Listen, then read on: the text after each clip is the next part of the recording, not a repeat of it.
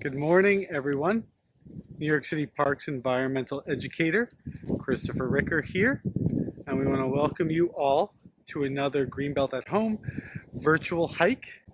Today we return to the wonderful park of Willowbrook, which is again part of the Greenbelt, part of our 35 miles of trails, 2,800 acres of land, which is put aside for recreation, conservation, and the natural ecosystems and wildlife that call this place home.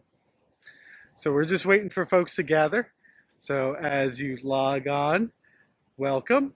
If this is your first time to our Greenbelt at Home virtual programs, we're excited to have you. If you are a continued patron of the Greenbelt, whether physically by coming to our parks or through our programs that we offer through our YouTube channel, the Staten Island Greenbelt, and our Facebook accounts, welcome back to yet another program. And it looks like we have a nice crowd gathering, so it's really exciting. So it is with great honor to introduce you to our two environmental educators that will be leading today's virtual program. Hello everyone, good afternoon, long time no see. I'm Chris. I'm Nancy. And Chris just said we're at Willowbrook Park, and we're going to be taking a short little hike talking about what we might see and a little bit of history about Willowbrook. It's a really cold day out. We got our layers on. We're going to have our hot cocoa afterwards. So if you want to come out, make sure you dress warmly today. It's really cold. To start out our tour, if you look into this tree up here, if you watched my Squirrel Appreciation Day video, you might know what that bundle of leaves and sticks might be. That's actually called a dray. Drays are what squirrels live in. It's like I said, it's a bundle of sticks and leaves, and it's very obvious because there's no leaves in this tree, and all the leaves are bundled together. So it may look disheveled on the outside, but on the inside, it's actually kind of organized, and it's very warm. And it could be at any height. It could be really low, or it could be really high, depending on what the squirrel or how the squirrel builds it.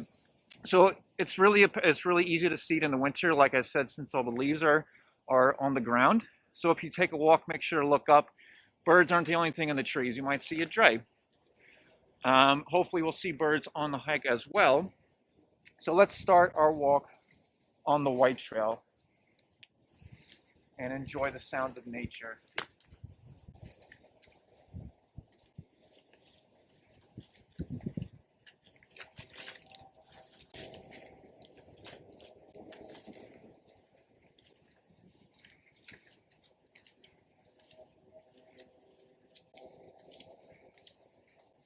So the White Trail is about 7 miles long, and it's actually the trail location is actually where the highway would have been built if in the 60s Robert Moses got his way and was able to build a highway going through the Greenbelt. So if you ever walk the White Trail, then this is where there'd be a lot of concrete and a lot of roads. So we thank everyone that in the 60s that really helped to save the Greenbelt and keep everything green, so we have all this outdoor space to walk in and recreate in. We actually have something else in the trees that Nancy would like to show for us. Nancy, what do you see? Well, if you're walking in the woods and you look up, like Chris was saying, you might see a football-shaped, strange shape. And if you look up there, this is kind of small, but this is the remnants of a paper wasp nest.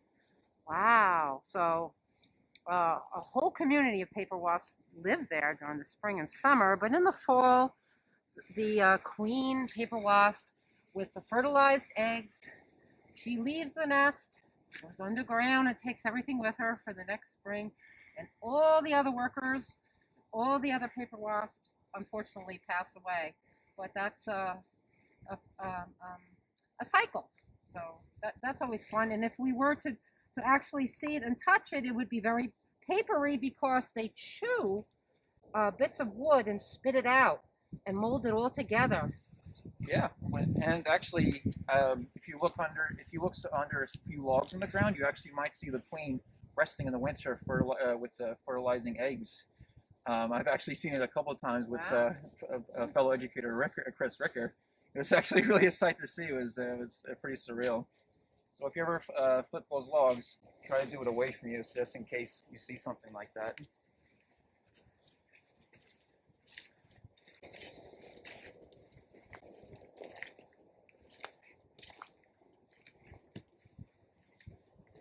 And like I said, it's really cold today. It's about 30, but it feels about 20. So if you're ever going to take a walk in the Greenbelt or anywhere that's cold, make sure you wear those layers. Chris Ricker actually did a video a few weeks ago about how to dress warmly in the winter that talks about what exactly you should be wearing. And always wear layers, because even if it gets warmer, you can always take those layers off. If it gets colder, you always have those layers back on.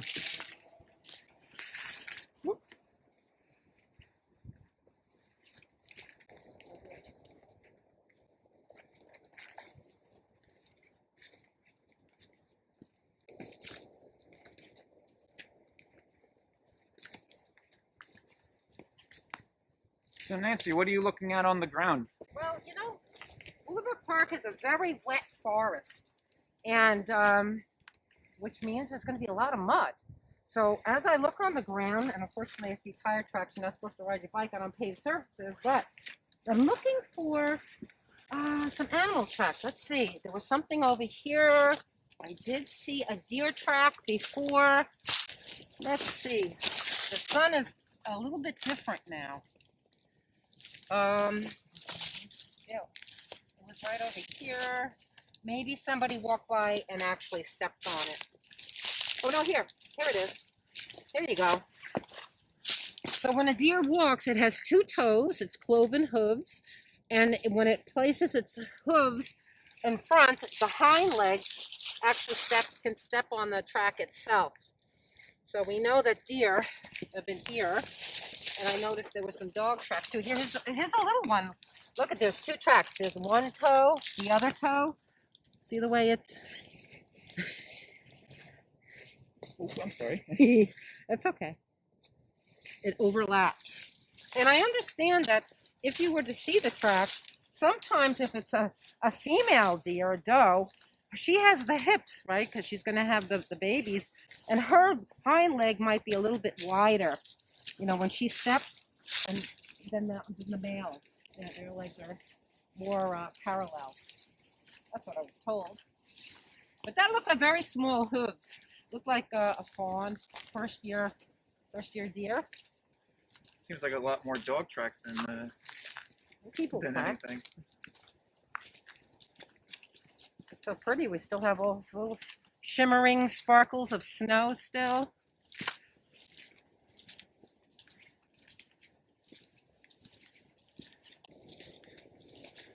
So as we're walking, I'll talk a little bit about the history of Willowbrook Park. Back in the early 19th century, Willowbrook was actually where a lot of sawmills and factories were built, because the water here is very valuable to them. They use the water to operate and to use their tools. And as the years went on, the water actually went down because of all the overbuilding, and those buildings actually got shut down. And eventually, the Parks Department did purchase Willowbrook Park to be part of the Greenbelt. And right now it's about 164 acres of wetland. And the rest is history. It's a very beautiful park. I love playing softball here and hanging out here in the summer sometimes. And of course the hiking. Right, so we have a baseball field, we have a carousel for all children, we have an archery field, believe it or not. Yes, we do. And we have a couple of climbing, not swings, but a little playground. I think we're going to talk about some of our, right over here. Is it the fungus? Oh no, the tulip tree. Oh, the tulip tree. Ooh, did you hear something? Because I think maybe it was a deer. I'm thinking something actually fell from a tree, so definitely make sure to watch out for falling objects from a tree. Oh, yeah. especially after a storm. You want to have some. And speaking of trees, we're entering Willowbrook Park. This section right here has very large, mature trees. In fact, some say it's the last stand of the most mature trees. And the long, large ones, they're oaks, but the straight one, like this one here, is a tulip tree. Grows, I think the tallest one that we have is on Forest and Clove Road, but this one is just incredible. And we know the Native Americans like them. They used them as their canoes. But named a tulip tree because of the beautiful tulip-like blossoms that come out in the springtime. So do come back here in the springtime so you can catch a glimpse of those beautiful blossoms. Oh, over here.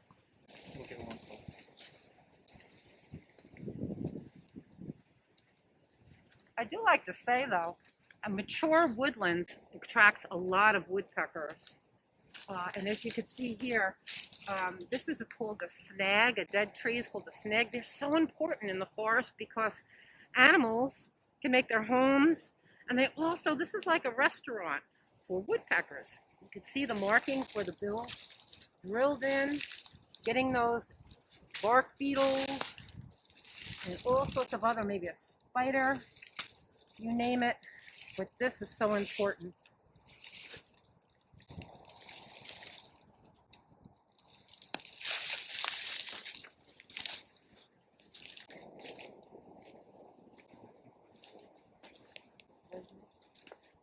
But look at this one. This one is, I think, the tallest tulip tree that we have in this section. Wow.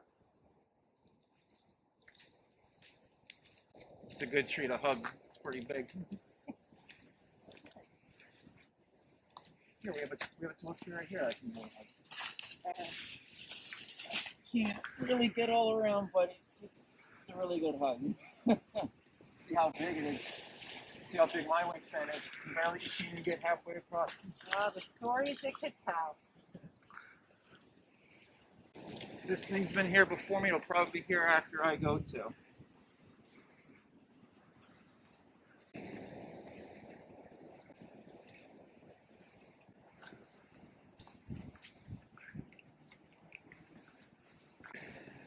So one of our patrons commented, tulip tree, right in time for Valentine's Day. Yeah. You have a Valentine? That's nice. Shout out to my girlfriend, Yvonne, for our Valentine's Day. We've been together for almost 3 years. Happy Valentine, or almost Valentine's Day to all of you out there.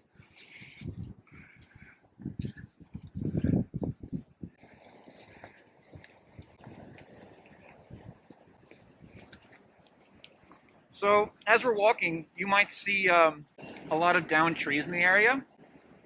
And that happens either when the tree gets too old or there's a big storm. And that's eventually going to happen to all trees. And that's like the Lion King says, is the circle of life. So as the tree gets larger, the tallest trees are, the tallest layer of the forest is called the canopy. They get most of the sunlight, and that's how they grow big and strong. And they actually block some sunlight from the lower half of the forest, like the forest floor. So when the trees fall, it actually frees a lot of sunlight for the young saplings that are trying to grow. So they get all this extra sunlight, and then they'll eventually become the canopy. As we're walking here, we'll also show you what happens to these trees once they fall. So decomposers are things that eat or feed on dead trees like these over here. So we have these mushrooms that are attached to this down tree right here. And then so very, very, very slowly, the mushrooms are going to eat away at the wood, and it's going to make it into new soil for new things to grow. And it's good too, because now that the mushrooms are here, other animals like birds or any other animals can actually feed on these decomposers. So it's just life feeding life. And it's like Disney or Lion King said, it's the circle of life. It's a completely true statement. Well, it'll also turn into soil, right? But look what we have here. This a winter warning. Right here is poison ivy. It's a vine and it climbs. And if you look closely at the there's tendrils. That's a key clue of poison ivy. And you can get it if you were to physically really touch it with your hand. The poison ivy is good. The bunny rabbits eat the leaves. The birds migrating eat the berries. So it's us that has to really be a little careful, even in winter time.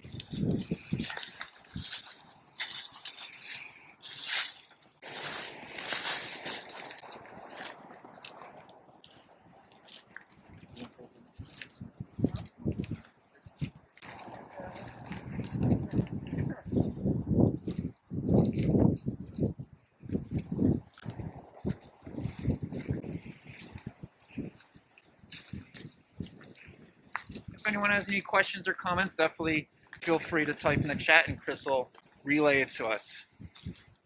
Don't be shy. So Kathleen Harris from Nancy's Adult Hike said she loves tulip tree leaves. Oh, the cat face. Right. It looks like a cat face. 2 ears and the whiskers. They're huge. Oh, look at this beauty. And Willowbrook is really a wet forest, like I said, and it has a lot of different types of trees that like to get their roots wet. But look at these beautiful striations. It's called a musclewood, or an American hornbeam tree. It doesn't grow very tall, but it's surely the bark is just a telltale. It looks like mussels, right? And a very sturdy wood. Years ago, they made baseball bats out of them and tool handles because they're so strong. Okay. Richard Was Pianist says, I appreciate you guys a lot. Thank you for your I programs. appreciate you guys even more. Yeah, I'm glad you came along. We hope very, very soon we'll be able to do this in person again so we can interact with all of you. This has been a challenge dealing without the in-person programs here. So on our right, I hope you can see it. In wetlands, you're always going to find what's called a vernal pond. Oh, there's one closer over here. So vernal ponds, they're not around all year long. They actually, they're there to kind of take up all the excess water from rain, from the wet seasons, and they form these pools here. And they actually serve a vital purpose to a lot of organisms. They're home to microinvertebrates.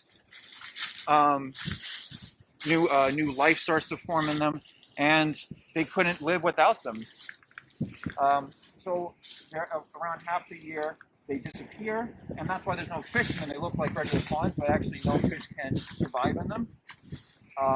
And they pop up around this time, as you can see. And they won't go. When would you say they go away, Nancy? Well, this summer on a nice hot day, or if we don't get enough rain, they empty out, and people don't really know that it's a wet area. And but we can tell because we know there's a lot of sea gum trees, there's a lot of red maples, and they love to get their feet wet. And we, as I said again, this is a really wet park, but fun. And talking about wet, we're going to go look at something really neat. It's a freshwater wetland. It lines the back of the buildings on Richmond Avenue. Be careful, because now we're going to bushwhack. We're kind of off the trail. And can I just add one more thing about the vernal pools? They actually help with flooding. So around Hurricane Sandy, actually the North Shore actually got saved from a lot of floods because of the wetlands up there. So they serve a huge purpose to us as well. Yeah. The wetlands are super important. And not only that, but geez, frogs and salamanders, boy, they like to lay their eggs. It's really important. And they pretty much lay their eggs in there. They won't be eaten by fish because there's no fish, right? And then they'll hatch and come on land. And then what else? Oh, yeah. Drinking, the deer, animals can take a trip the water because it's fresh water, it's not salt. All right.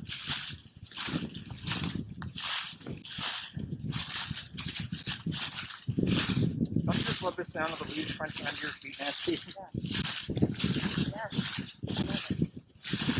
So Nancy, Richard was pianist, asked, did the Lenape live in this area? They live in this area. I'm sure they did explore it here. But I don't think they were too fond of, like, there's a lot of ponds in here. They might have visited the very large waterway that comes all the way up from, I would say, Manor Road. It runs underneath the land. It comes down here, and we're going to see this wonderful waterway. It goes all the way to Willie P. Davis. So they might have looked for things there. But I know they were mostly concentrated, the Lenape Camp, Silver Lake Park. Oh, there goes a turkey vulture. Wow. Gorgeous. Okay. So I'm sure they were here. But Staten Island is very, very small. But mostly on the South Shore. And you're closer to New Jersey where they came in to set up camp, summer camp. So we're going to kind of walk to the right here. There's an opening. I understand there was a road that came from Rockland Avenue. This is the back of Richmond Avenue and goes all the way to what do you say, Eaton Place, but they never been Eaton Place then. So, yeah, the tennis courts.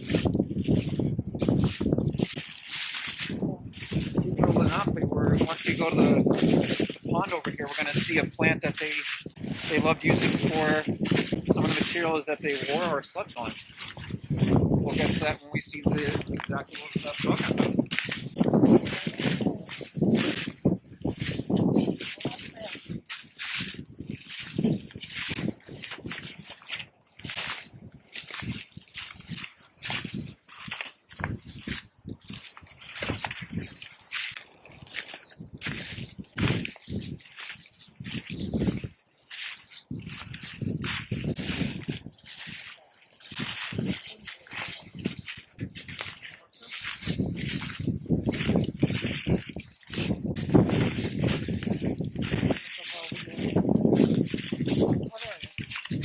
Our marker's still up.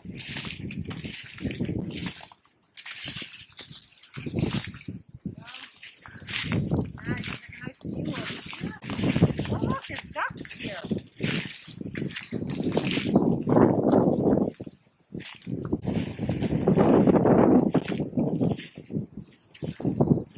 What we're looking at now, looking towards Richmond Avenue. But who would know, right behind all these buildings here is a beautiful commercial wetland. You can see the native cattail plants. They're all puffy, letting go in their seeds. And like I said, these are for stuffing their mattresses, for diapers. This is a great place for migrating birds to stop. Speaking of which,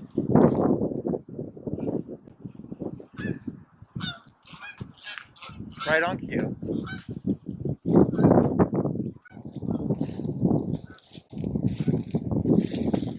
If you saw yesterday's video on Tree ID, you would have saw kind of a geese showdown in the pond.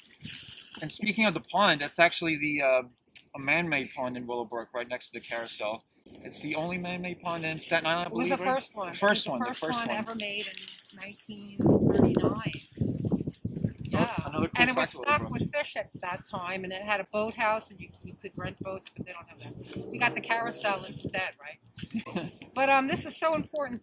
This is catching the water during any type of weather. So it really, Staten Island has its streams, its waterways. A lot of it is Department of Environmental Conservation state property. And it's so important so people don't get flooded out, doesn't flood the streets. And of course, on the flip side, the best side, it's full of nature. we can enjoy it and the nature can live here. Birds, animals, and plants. So I guess we could just talk about one more tree.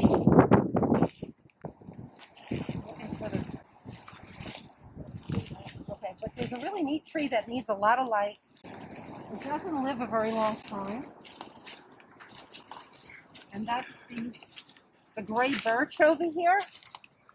Look at the beautiful color on that. Gray and mottled. And they are usually the pioneer tree. That means that if there's nothing else around, and during something called succession, the plants will grow, and then the first trees or pioneer trees would be maybe a gray birch. But eventually they don't last long. If they get shade over them, they don't do well, and they catch a mushroom and they die. But I don't know if you can see further out, there's actually the tunnel, the drainage tunnel, and it looks like a little bridge over it of stone. I'm not sure if you can see that, but, well, you'll have to come out, right? You'll have to come out and take a walk and see for yourself. So that is our tour of Willowbrook, and we hope you learned a little bit about the nature here and a little bit of history about this park. Definitely come out and visit us. It's a beautiful day today, a little bit chilly, but that'll be our tour today. So once again, my name is Chris. I'm Nancy. And for more virtual content, please find us on our pages on Facebook and our YouTube pages. And thanks again for the comments, everybody. I'm glad you joined. It really makes me happy that I'm reaching out to so many people virtually. So thank you again, and I hope to see you soon.